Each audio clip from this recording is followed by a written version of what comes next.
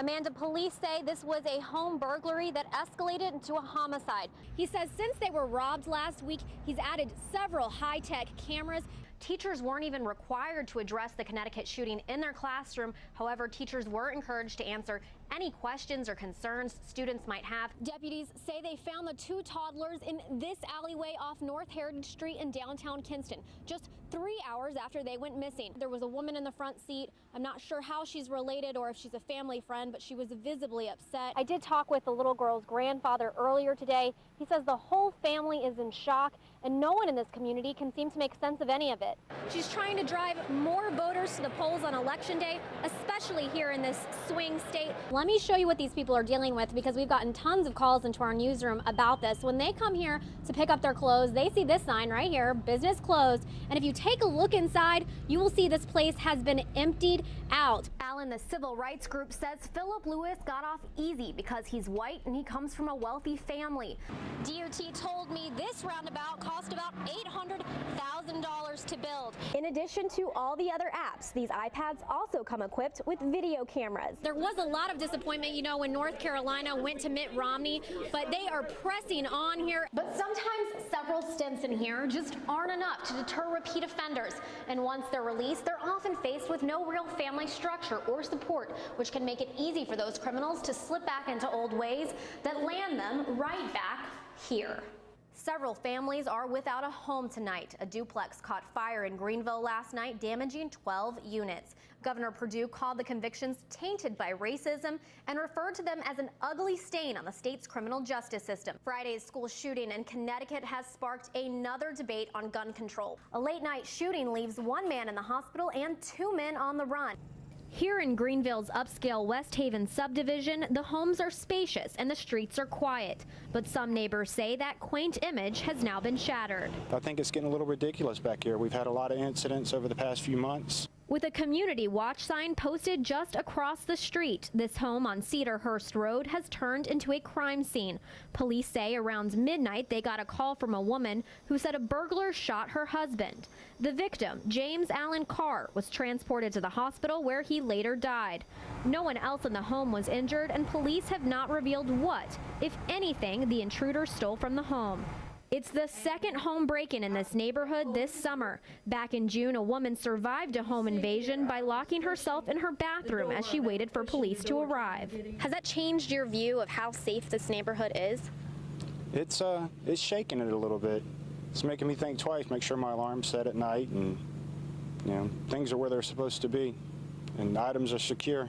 But not all residents here fear for their safety. You want to make sure that you're not overlooking things. You want to make sure windows and doors are locked. But overall, we've always felt safe here and still do.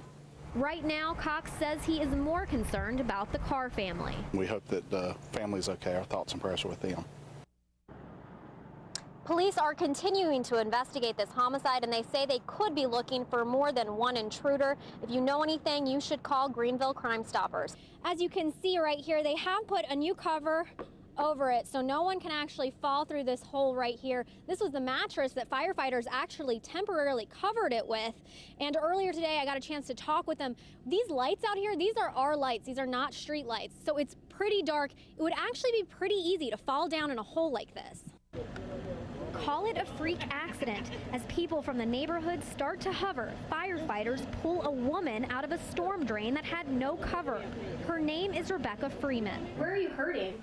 My back, my neck's real bad. Right here? Yeah. She's a 34-year-old mother of 3 who escaped with no broken bones, but was so sore from her fall the next day she couldn't even get out of bed. Did you know at that time what had happened? No, not till I fell. And then I was home for help. I don't remember a whole lot.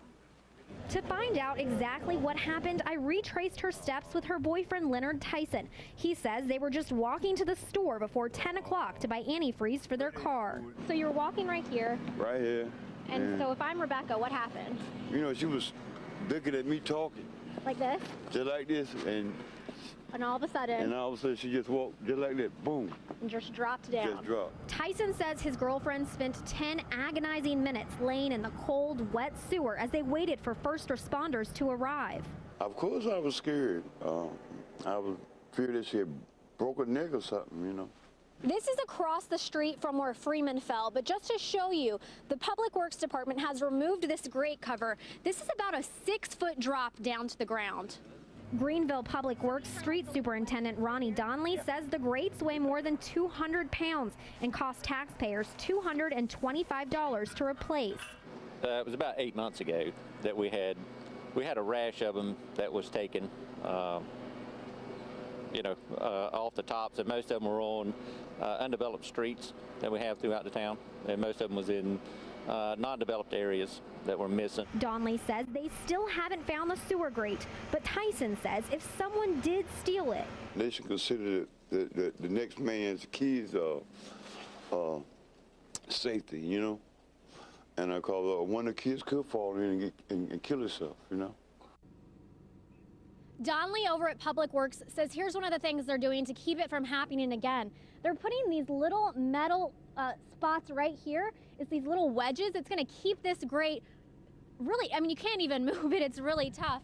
They also say that when these things go missing regularly, they do try to do drive-bys, check on them, make sure they're still there. They have to do this all over the city, though. There's so much ground to cover. So the best way that they can prevent this from happening is if you call Public Works or the police department and report that one is missing, they'll come out as soon as possible to replace that, or at least put some cones around it until they can come out and do the job. Jeff, Amanda. All right, Katie, thank you so much for that. Good information there. We appreciate it. When Monday night's heavy rainstorm rolled into Greenville, people at Legends Townhomes acted quickly. As more than 4 inches of rain fell, they moved their cars across the street and waded through knee-deep water to get back to their homes. Then all they could do was watch and wait. It's kind of like you're helpless in a way, you know. It's like it floods and, you know, you have to deal with this. Once again, here we go. You know, see how bad it gets, and thankfully it didn't get in the house. The complex is in a low-lying area, but it is not considered a floodplain. And although the developer's storm drainage plan did meet city requirements, it still can't keep up with heavy rainfall. It's a problem the Legends Homeowners Association, DOT, and city officials have tried tirelessly to solve. And in late August, DOT acted first and removed a pipe that was restricting water flow to the main drainage canal. When I showed Greenville's senior engineer Lisa Kirby video of the flooding, she said removing the pipe helped, but it wasn't a silver bullet. Their case is exasperated because they don't have any wiggle room, so to speak. Their developer met the regs, but there isn't a lot of area between meeting the regs and flooding the parking lot. Kirby says she believes Plan B, cutting an emergency spillway into a berm between the pond and ditch, would not work effectively to release excess water. Since it's private property and the city does not own or maintain a drainage system, Kirby says the only option left might be to hire a private engineering firm to reevaluate the area and formulate a new plan, something that HOA says would cost residents thousands of dollars. So for now, it's back to the drawing board. We appreciate everyone who's helped us out and are thankful for that. It just obviously the solution hadn't been found, total solution hadn't been found yet. 2 people, 2 dry cleaning locations, same problem. I'm just surprised in today's world that someone can just close their business, not say anything to the people who are using it. I just feel cheated that I didn't get any phone call, any kind of awareness that this was happening or anything. Both men are customers at 2 different USave cleaners in Greenville. Both dropped off clothes before Christmas, but when they came back to pick them up, both locations were unexpectedly closed for business. I start calling phone numbers and trying to find out who's running his cleaners and got no information whatsoever, so I called Channel 9 on my side. So 9 on your side accepted the challenge. The only sign on the door right now lists this phone number to help you get your clothes back, so we're going to call that number right now. The number connected me to a woman who works at Rawls & Associates, the company that owns the property on East 10th Street. She would not tell me why the business closed, but she would say how people can get their clothes back. They just call you, find out a time, and you are willing to come by here and let everybody get their clothes out. Yes, and information is posted on the door each Monday afternoon. But here at the South Memorial Drive location, there is no phone number listed on the doors. So customers have actually resorted to posting their own phone numbers here with "I need my clothes," just asking for someone to give them a call. I found out Spate Properties owns this location on South Memorial Drive. They also refused to tell me why the business closed, but said they are storing all clothes off-site and customers can just call their office to get them back. Good news for customers who are anxious to reunite with their clothes. The most important thing is a suit that I've dropped off here, a pair of suit pants, and suits aren't cheap. Amanda, at least we found some sort of a solution for all of these people, and I actually tried to find out what happened, why did this business close. I tried tracking down the owner who's listed here on the business license. We went to his home, we went to his new business, only to find out when we finally talked with him that he said he sold this place to someone else 5 years ago. So we're still waiting to find out what happened. Oh, Katie, where can the people find the numbers to call to get their clothes back if they're not on the doors?